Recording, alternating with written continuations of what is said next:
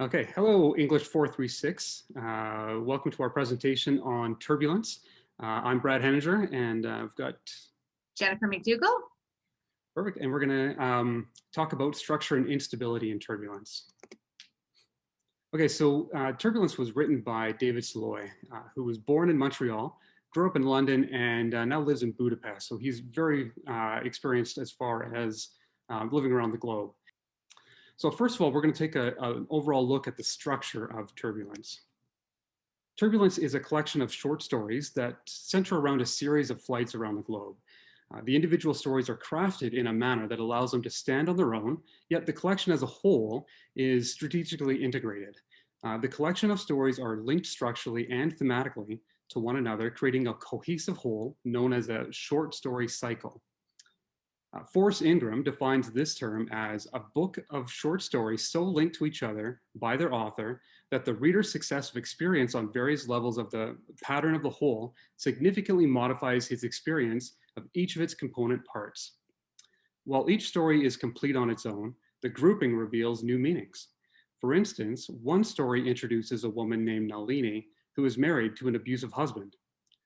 Soleil forces an entirely different perspective on the reader as the next story features her husband Shamgar's own personal struggles, prompting sympathy from the reader where once there was contempt. Now, short story cycles are not a new concept. Other popular examples of a short story cycle include Geoffrey Chaucer's Canterbury Tales, James Joyce's Dubliners, and Tim O'Brien's The Things They Carried, to name just a few.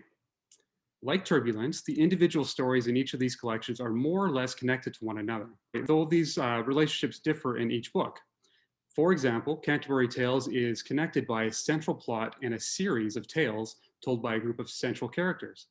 In the case of Dubliners, the individual stories are not directly linked through plot or characters, but rather through a realist theme surrounding the daily experience in Dublin, and by the form of the stories, each of which end with an epiphany rather than typical plot closure of a denouement.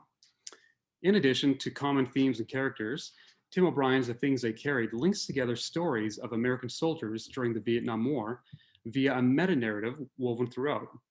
The common voice of the narrator frames the experiences within each of the individual stories. What links the stories together in Turbulence are the repeated patterns in the structure of the writing, a successively linked chain of characters, similar to the concept of 6 degrees of separation, and common themes regarding personal relationships. Some argue that since the book unfolds chronologically through each story, it reads much like a novella. Yet because the stories are distinct and complete on their own, Turbulence clearly falls under the category of short story cycle. So Jennifer, I'll ask you, do you think this classification matters? Well, yeah, actually, I think it does, or I didn't think it did before we started on this project, but I got reading about the Man Booker Prize and some coverage of how it was awarded the time when David Saloy won it for All That Man Is, which is a book that's similar to Turbulence. It's longer, but it is a series of short stories, just like this one is. And from what I understand, there were some people that said that maybe he wasn't eligible for that award because it wasn't considered a proper novel. So yeah, I think these discussions are important. Interesting. Thank you for that. Okay, so looking at the structural analysis of Turbulence, we're going to look at the crucial elements of a short story cycle, such as structures and themes that unite the stories. Now, structurally, Turbulence uses 3 specific patterns to draw the stories together. First, a minor character in one story becomes a primary character in the next. Second, the stories are each a similar length. And lastly, the most obvious structure is the presence of a flight between each story that connects both people and places. Thematically, each of the stories addresses the struggles faced in a different relationship, in different relationships, and Saloy cleverly uses a global setting, which reveals the universality of human emotions. In this way, he forces the reader to confront preconceived notions and stereotypes, and the structures and themes that tie the stories together carry unwritten messages that create a more dynamic piece of literature. Now, one of the reasons that Turbulence is so engaging is the fact that Saloy packs so much content into a small package. The choice of a short story cycle performs a heavy amount of work in this writing. Saloy minimizes the amount of text required by introducing characters in preceding stories. Thus, he does not need to use any additional words to introduce the characters in their own stories. Um, Now, Saloy also utilizes assumptions to further reduce the amount of text necessary. Keeping the characterization to a minimum forces the reader to fill in blanks with their own assumptions, and this makes the story feel more complete than the text on the page implies. And it sets up the reader to have their assumptions dislodged. Now, rather than a typical linear story, the short story cycle format of Turbulence allows the plot to travel in a circular pattern, bringing the story back around to the beginning. Physical turbulence is based on a circular flow that disrupts a linear flow. The book Turbulence makes a full rotation, eventually ending up back at the beginning in London. What is this axis upon which the narrative spins? Well, the last line of the book provides a clue. Quote, "Clouds moved in the sky, the sun came and went, and as they reached the corner, the wind dislodged blossoms from all the trees in the street." Unquote. The central theme of this book is disruption, a dislodging of ideas and stereotypes. In the context of air travel, turbulence causes instability and takes the plane out of a linear trajectory. Saloy uses this clever structure to do the same to both his characters and the readers reading them. So I'll pass it over to you, Jennifer, to talk about defamiliarization. Right, thanks, Brad. In this text, we're going to be referring to defamiliarization often for the rest of this analysis, because what we found was that the turbulence in the book created the effect of defamiliarization on both the reader and the character. And as we know, in 1917, Russian formalist Viktor Shklovsky first coined this term, and it is meant to refer to the fact that the tool of art was given to humans to make us feel objects. So the purpose of art is to actually help us sensitize to the world. So as I said, this text defamiliarizes both the reader's and the character's experience, which is a unique thing, I think, about this book. In the first chapter, we have an example of a character experiencing literal air turbulence because she's in an airplane. And this upsets her point of view, and she comes to the end of the chapter with a new perspective on mortality. Whereas the subsequent chapters, all of those characters in those chapters just experience an emotional turbulence. But in the same way, their life is upset, and they have new conclusions that grow from that. From a reader's perspective, our expectations are subverted about how each story will end and where the character's trajectory is going. And also, we notice that turbulence is used as a metaphor for defamiliarization in this text. So we're going to go through a couple of examples, a couple of stories that were in the text. And just to frame the first one, which is about Jackie, the character in Hong Kong, I have this quote from a scholarly article that we referred to quite a few times when we were doing our research this week. This is by Anderson and Iverson. And they, in turn, quote other scholars, Burnett et al., considered defamiliarization as the effect that literary texts can bring about on readers by challenging their ideas about what counts as normal or predictable in a narrative situation. This is important because I think many writers and readers think about defamiliarization in terms of people and objects, but the defamiliarization can also occur in terms of plot and the types of events that we expect to follow. So Saloy, his text helps us dive into the specifics of Jackie's particular situation so that we can appreciate that the trajectory of her and her relationships is unique to her, and they're based on personal qualities.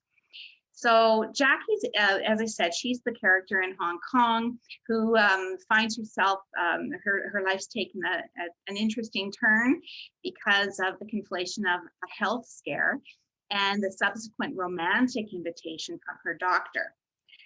So she takes this opportunity. This is creating some turbulence in her life. And what it does is it dislodges a desire in her to escape her routine middle-aged married life. So this disturbance in their marriage, this sudden turbulence, provides her with a new view of her husband ultimately. So the example I have here, the way that she characterizes it in her internal thoughts, is when we come to the end of the story, Jackie sees her husband.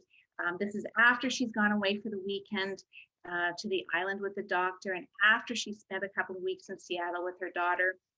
She's had all that physical distance and time and space to reconsider her husband, and when she returns, it's like she's meeting a stranger in a good way, because she says to herself, it's as if she was seeing him for the first time. He seemed positively attractive. So, Brad, what were your impressions when you read the story about Jackie and her husband? Yeah, so I think that you bring up some really good points here for sure. I thought that the point of turbulence in Jackie's experience was the health scare that brought her to the doctor in the first place, and this, the idea that mortality might be coming to an end can be pretty frightening and dislodging, I think. And then to have that relief immediately after that it was a false alarm really shakes Jackie. And I think from my perspective, what that did for Jackie was create this sensory desire. In a life that was pretty mundane, all of a sudden she had this flash of excitement and is seeking this sensory desire out of it. And I think what really is interesting about this, the way that Saloy plays with expectations, is that the ending of this story is unexpected. I think quite often when we read about marriage and we read about somebody having an affair, as a reader, we generally expect that marriage to end. And the fact that Saloy does not have this marriage end, I think is pretty unexpected. Mm-hmm. Yeah. Well, particularly because there aren't a lot of details provided about this marriage. So it's easy for readers to make some assumptions about what may have led to this breakdown. But I think, as you point out, we learn at the end that the marriage has some healthy elements to it that provide some hope for the future for these two. So we could probably move on to the next example, I guess, and that's the chapter about Shamgar. Well, there's a couple of chapters about him, but he's an interesting character from so many angles. But we're going to review his chapter through the lens of this particular quote, again from Anderson and Iverson. The example in this storyline leads us back to what Shklovsky refers to as automation. It's a form of automatic perception, which makes everyday sense-making and decision-making efficient, but at the cost of tangibility and sensibility. So literature's tendency to submit readers to this anti-efficient perception is to effectively de-automatize our perceptions and restore sensation to life. So Shamgar is a very good character example for this, because we first see him with his wife, but then we see him in his home in Doha later, where he's working, and we have an entirely different perspective on him. So the urgent, as we learn more about him, of course. So an urgent trip home because of the supposed fire, provide Shamgar an opportunity to see his relationship with Krish more clearly. So that is the instigation. But I believe that it's actually Krish's indifference that he shows Shamgar on his return that upsets Shamgar the most. And that really qualifies as the turbulence in his life, because what that turbulence does, what that indifference that Krish shows him does, is it dislodges fear and insecurity in Shamgar. Something that he does not experience with his wife, or perhaps with other relationships that he has.